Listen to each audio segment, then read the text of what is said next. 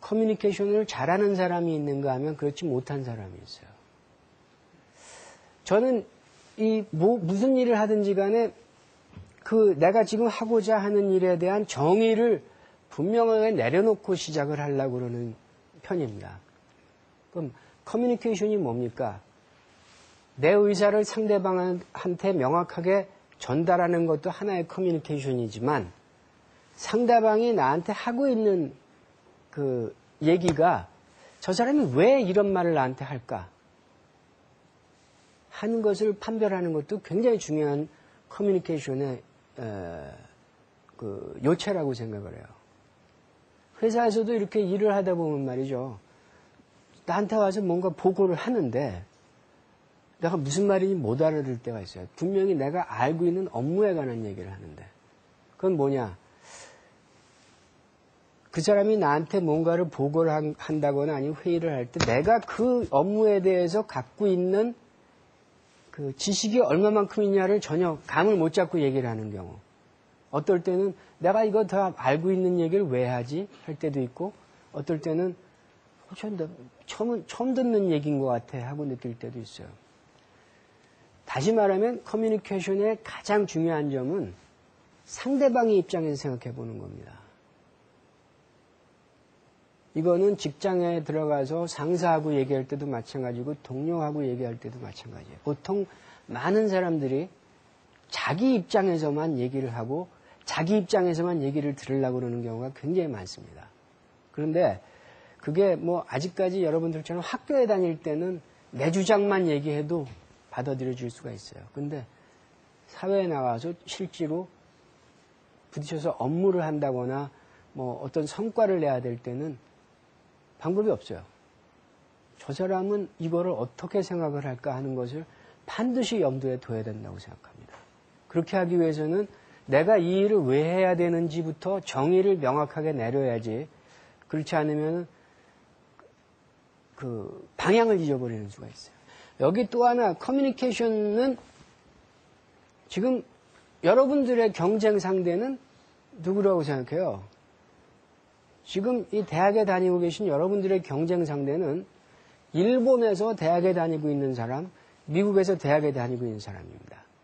저희 세대 때만 해도 옆에 있는 사람이 경쟁 상대였는데 지금 대한민국은 그렇게 갇혀져 있는 나라가 아니에요. 독일의 대학생이 여러분들의 경쟁 상대이고 미국의 대학생이 여러분들의 경쟁 상대입니다. 그렇게 하기 위해서는 외국어가 또 아주 굉장히 중요한 그게 되겠죠. 굉장히 중요한 일입니다. 이게 아까 내가 그 적성에 대한 얘기를 했는데 저는 이렇게 그 사회생활을 하면서 이런 사람들을 많이 봤어요. 이 일은 나한테 적성에 안 맞아 하고 얘기하는 사람들 중에 진짜 적성에 안 맞아서 그런 사람도 봤습니다. 그렇지만 어떻게 보면 자기가 열심히 안 했어요. 열심히 안 하고 그러다 보니까 성과가 안 나타나고 그러다 보니까 상사한테 깨지고 그러다 보니까 자기 합리화를 시키는 자존심이 있으니까. 이 일은 나한테 적성에 안 맞아. 그런 다음부터는 진짜 그 일을 못 합니다. 그런데 반면에 자기가 진짜 아까 말씀드린 대로 열심히 일을 해갖고 무슨 성과가 나타나게 되면 적성에 안 맞는다는 소리 그 다음부터 절대 안 해요. 그래서 어떻게 보면 그 적성에 안 맞는다는 얘기가 자기를 합리화하는 얘기고 그리고 뭐가 잘못됐을 때 남 탓을 하는 사람들을 많이 보는데 절대로 남 탓해갖고 자기한테 도움되는 거 하나도 없습니다. 결국은 자기 일에 대한 책임은 자기가 져야지 돼요. 세상은 철저하게 자기한테 책임지는 사람을 더 신뢰하지 자기가 책임을 져야 될 일을 남 탓으로 돌리는 사람은 절대로 신뢰하지 않습니다. 선택과 집중이라는 게 아까 맨 앞에 나왔고 지금 나왔는데요. 제일 중요한 것은 정의를 명확하게 내려서 뭔가를 선택을 했다 그런다면 그 다음엔 앞뒤 볼 거 없이 거기에 철저하게 집중을 해야 됩니다. 저는 좀 심한 얘기가 될지 모르지만 제가 이 아침에 옷을 입고 넥타이를 매면서 갖는 기분은 뭐냐면 전 전쟁터에서 그 유니폼을 차려입는, 군복을 차려입는 느낌으로 넥타이를 매요. 왜?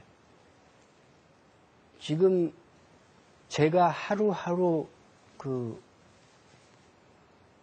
살고 있는 삶은 어떻게 보면 전쟁터예요. 경쟁사와도 싸워야 되겠고, 또 우리 본사, 독일에 있는 본사하고도 싸워야 될 일이 많습니다. 한국 시장을 이해시키기 위해서 싸워야지 되겠고, 또 고객들한테 폭스바겐이라는 차가 어떤 차다, 이 차가 무엇이 좋다 하는 것을 이해시키기 위해서 싸워야 되겠고, 전쟁터에 나가는 사람은 살아남으려면 어떻게 해야 돼요? 몸 컨디션이 일단 최상의 컨디션을 유지해야 됩니다. 운동선수들이 게임에 나가서 이기기 위해서 최상의 컨디션을 유지하듯이 프로페셔널이 된다면 최상의 컨디션을 유지해야 돼요. 이게 장난이 아닙니다. 여러분들 흔히 말하는. 굉장히 집중을 요하고 집중을 하기 위해서는 굉장히 내 몸의 상태를 최상의 상태를 유지해야지 돼요. 사실 저 같은 경우에 굉장히 경무를 합니다. 제가 어떨 땐 한 달에 2번씩 독일 출장을 가야 되는 경우도 생겨요. 가서 좋잖아. 뭐 구경도 하고 좋지 않냐 그러는데 절대 아닙니다. 한 번 갔다 오면 시차 적응하는 데서부터 굉장히 애를 먹어요. 그러니까 체력 소모가 굉장히 심합니다. 지금 여러분들이 하셔야지 될 거는, 사회에 나가서 진짜 훌륭한 일꾼이 되기 위해서 하셔야 될 거는, 저는 지식 배우는 것도 중요하지만 첫 번째 건강이라고 생각해요. 건강을 지금 철저하게 다져놓지 않으면, 제가 대학 때, 고등학교 때 열심히 건강을 다져놨기 때문에 지금까지 이렇게 활동을 할 수가 있어요. 지금 술 많이들 마시죠? 술을 마시면 그 다음날 최상의 컨디션을 유지할 수가 없습니다. 어떤 직장을 가면 매일같이 술 마셔야 되는 데도 있는데 저희 폭스바겐 코리아는 술 마시는 날이 없어요. 전부 다 저녁을 같이 먹고 술 한 잔도 안 하고 헤어집니다. 그러면 술 안 마시고 어떻게 직원들하고 대화를 하십니까? 그것도 훈련이에요. 술 안 먹고선도 놔두고서 하지 못할 얘기를 할 수 있는 것도 훈련을 하면 됩니다. 술을 물론 마셔야 될 때도 있죠. 그렇지만 적어도 내일 내가 중요한 일이 있다거나 했을 때는